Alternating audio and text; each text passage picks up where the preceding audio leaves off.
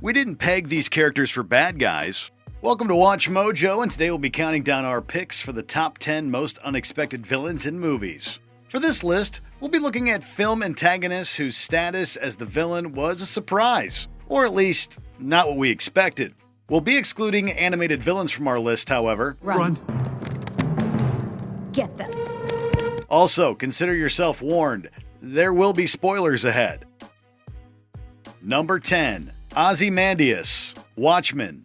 The world of Watchmen is one on the brink. The threat of nuclear war looms large, a blue god walks the earth, and there's a possible killer bumping off old superheroes. So when the protagonists turn to the smartest man alive, Adrian Veidt, aka Ozymandias, everyone assumes the retired hero will help, especially considering he too was attacked. Don't bite down, you son of a bitch. Who sent you? I want a name. Give me a name! However, it's eventually revealed that Veidt has framed Dr. Manhattan for attacking cities worldwide, uniting the global community against a common enemy. This ending is a notable departure from the source material, but Veidt's villainous turn is in keeping with the comics, making it predictable to those who'd read the original. For the uninitiated, however, it's quite a shocking reveal. Gentlemen, welcome. Adrian, we know everything. Then what's there to discuss, Dan? Number 9. Rose Armitage, Get Out. For much of Chris Washington's stay at his girlfriend Rose Armitage's parents' house, Rose seems like his rock. You don't have to give him your ID because you haven't done anything wrong. She supports him through all the overt and inadvertent racism he encounters there. And when things turn creepy, she seems ready and willing to leave with him. Is everything okay? Tell you in the car, we gotta go right now. Is that okay? Yeah. Okay, yeah. Let me go get my bag. Okay. However, Rose ultimately proves to be arguably the worst of them. She actually lured Chris there as a honey trap and is involved in her family's disturbing cult, centered around using the bodies of black people to extend their own lifespans. And he's not the first boyfriend to have been duped in this way. Her cold demeanor, coupled with the trophies of her past victims, makes for a frightening contrast with the Rose we first met. Number 8. Aaron Stampler, Primal Fear. The centerpiece of this legal thriller is the trial of Aaron Stampler, a stuttering altar boy accused of having murdered a bishop. Not guilty. No. But I'm not guilty, Mr. Vale. I don't care. It doesn't matter. You can keep your mouth shut. You don't say anything. Stampler's lawyer, Martin Vale, soon discovers that Stampler has another personality, one calling himself Roy, who claims to have perpetrated the murder after experiencing sexual abuse at the bishop's hands. What the hell you want from me now? Quit your crying. I can't understand a goddamn word you're saying.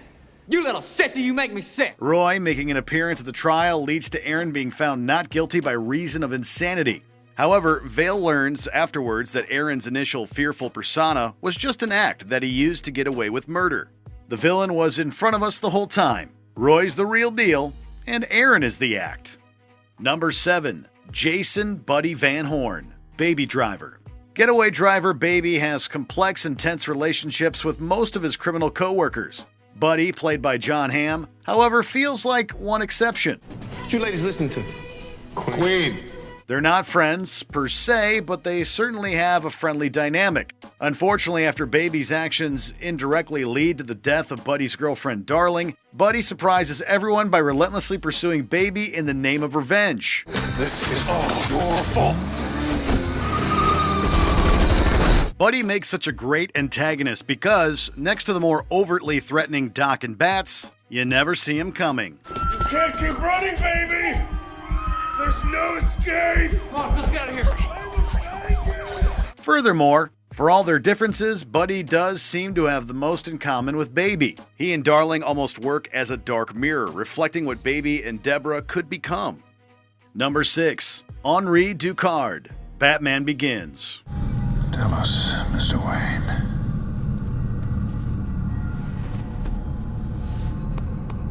What do you fear? While training in the League of Shadows, Bruce Wayne studies directly under his mentor, Henri Ducard. He comes across as tough but generally fair, but Ducard ultimately answers to Ra's al Ghul, who asks more than Bruce can give when they plan to target Gotham. Gotham's time has come. Like Constantinople or Rome before it. The city has become a breeding ground for suffering and injustice. Bruce rebels against his new masters, which nearly results in Ducard's death. Despite Bruce saving him, Racard nonetheless uses his new lease on life to bring terror to Gotham, where he makes a shocking reveal. He is the real Ra's al Ghul. You're not Ra's al Ghul. I watched him die. But is Ra's al Ghul immortal?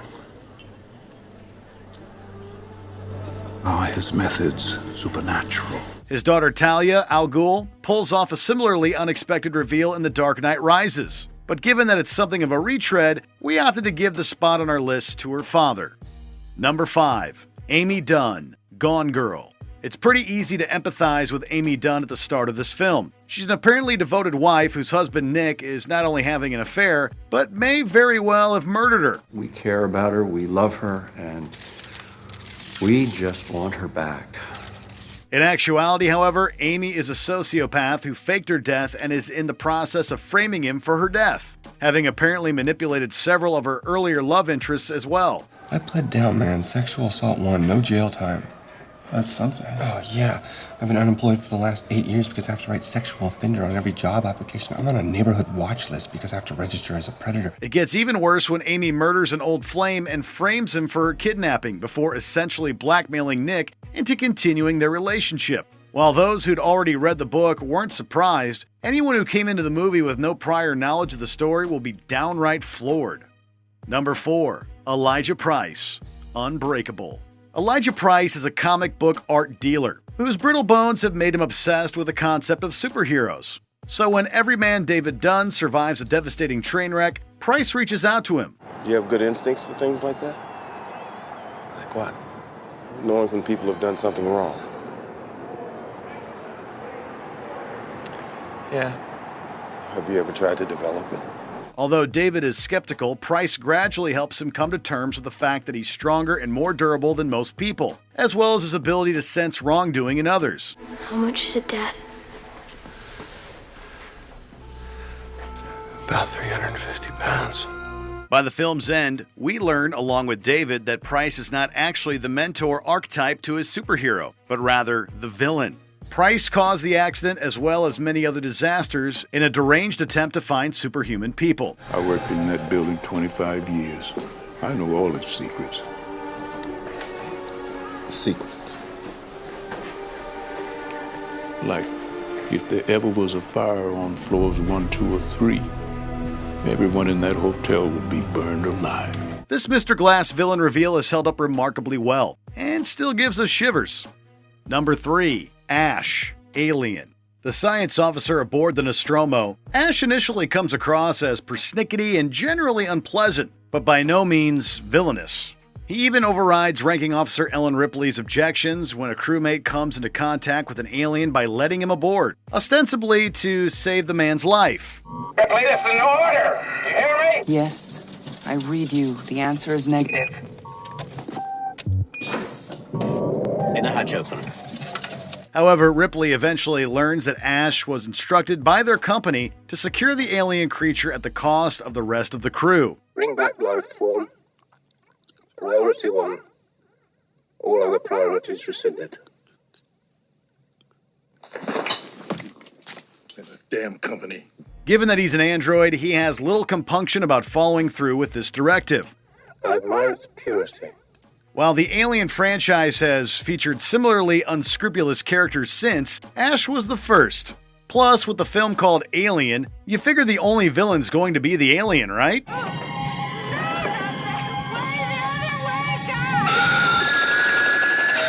Dallas?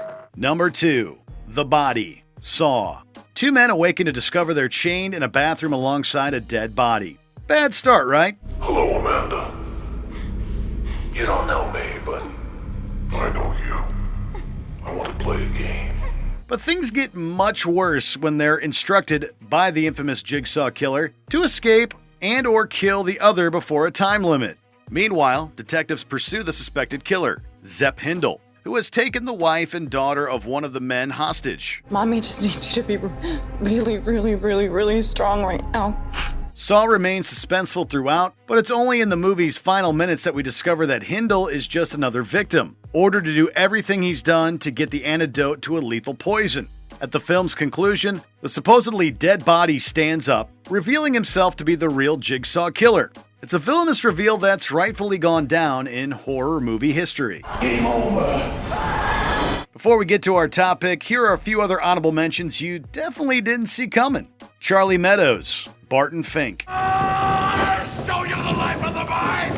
I'll show you the life of the mind. I'll show you the life of the mind. I will show you the life of the mind. Jack Daniels, aka Agent Whiskey. Kingsman, The Golden Circle. Don't move, kid. You try anything funny and I'll turn this thing electric.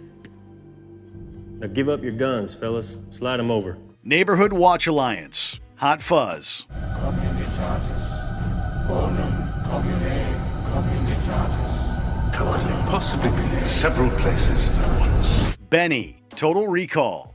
Congratulations, Quaid. You led us right to him. How can you do this? You're a mutant. I got 4 kids to feed. So what happened to number 5? Ah, shit, man. You got me. John Musgrave, Mission Impossible 3. It's complicated.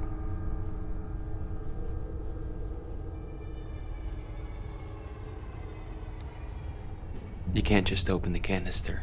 Before we continue, be sure to subscribe to our channel and ring the bell to get notified about our latest videos. You have the option to be notified for occasional videos or all of them. If you're on your phone, make sure you go into your settings and switch on notifications.